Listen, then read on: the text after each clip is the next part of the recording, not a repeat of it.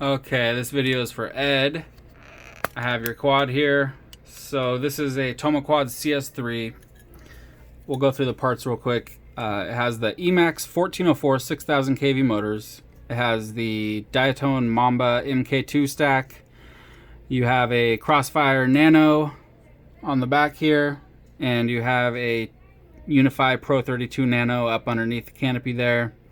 You got a True RC Singularity antenna and a Buzzer XT30 Flywoo LEDs. These are the 4x20 millimeter, and some GymFan 3016 props, and a Runcam Phoenix 2 Nano camera. All right, so this was mine that I built up. Sometimes I'll build quads, just buying parts here and there, and then put it together when I have everything. And I usually don't even ever fly them, and if I do, maybe it's like once, maybe twice at the most, but usually I don't fly them. I'll just build them up, and then they'll sit in a drawer for like a month or two, and then I'll end up going to sell it. So that's what happened in this situation. It was on FR Sky though. I did fly it once, and I do have that video up on my channel, but so I flew it once on FR Sky, then I put it away. You wanted Crossfire on here because you have a Tango 2 Pro, so I threw a Crossfire on here. I'm not going to be able to help you with binding it because I don't have a Tango 2 here to show you how to bind it, but it's pretty easy to figure out which button to push to go into the menu where it says Crossfire. You click on it, and then in that menu it'll say bind. I can show you on my radio. It'll be somewhat similar, but not exact. So if I hold down my menu button and push page twice, then I go down where it says Crossfire, and then click in Micro TX, and then in there is where it says bind. So yours will be somewhat similar to that. But anyway, so that's all you have to do is click that bind button in your radio, and then it'll either say update receiver, and you click enter to say yes, and then it updates it, and then you're done. If it's on the same firmware, it won't say, do you want to update? It'll just say bound, and it'll be bound right up. So it's like one click and you're done, you know, and you're bound up. So very, very easy to bind up. And that's all you got to do. And then it's ready to go. So after putting in the Crossfire in here, I did bind it up to my radio just to make sure that it works. So I'll show you real quick the video and do a hover before I ship it out.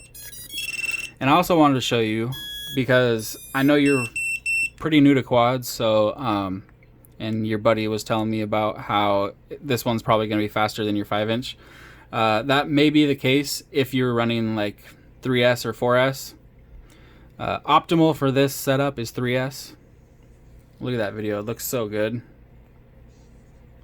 But you can run it on 2S or 4S. So if you wanted it to be slower, you can run it on 2S. And that's why I have a 2S battery on here right now.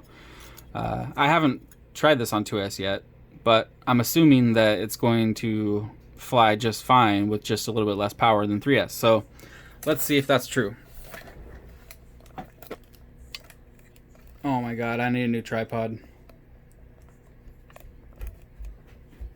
All right, well, maybe that'll work. All right, here we go.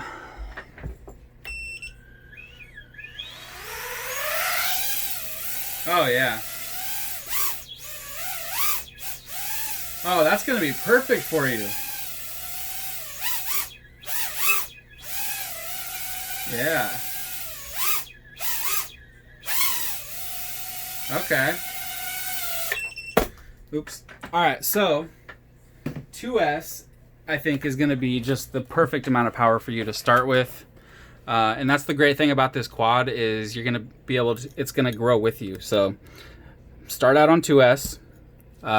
This battery would probably be perfect for it. It's a 520 G&B 2S. Pyrodrone sells them. They're pretty cheap. But yeah, I think this would be perfect for you on 2S. 3S, it's going to have crazy power. But, you know, like I'm saying, fly it a little bit on 2S, and then once you get better or get the hang of it, then throw a 3S on there and get even more power. Another cool thing is I found these ducks that I had, and they're gonna be absolutely perfect on this frame. I lined it up, and it's going to be just outside the canopy, so it's just going to be so perfect. So you could throw these ducks on. Oh wait, let me make sure that it's going to be front to back. Oh yeah, okay. So yeah, throw these on if you want to, and you can fly it indoors on 2S. It's going to be just perfect for you. It's going to be like a whoop, you know. I mean, it's just going to be awesome.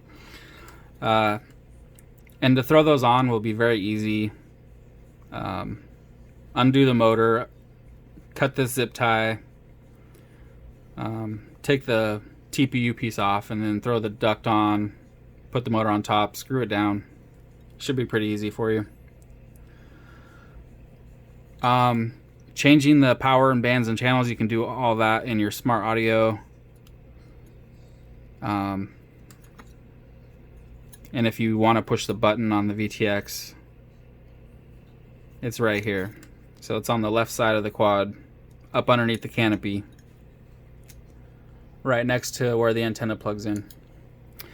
And if you go to plug this into your computer and you're like, oh my god, this thing's right in front of the USB, just push it down. Alright, you can just push it down to plug into the USB. When you're done, push it back up. Alright, that should do it.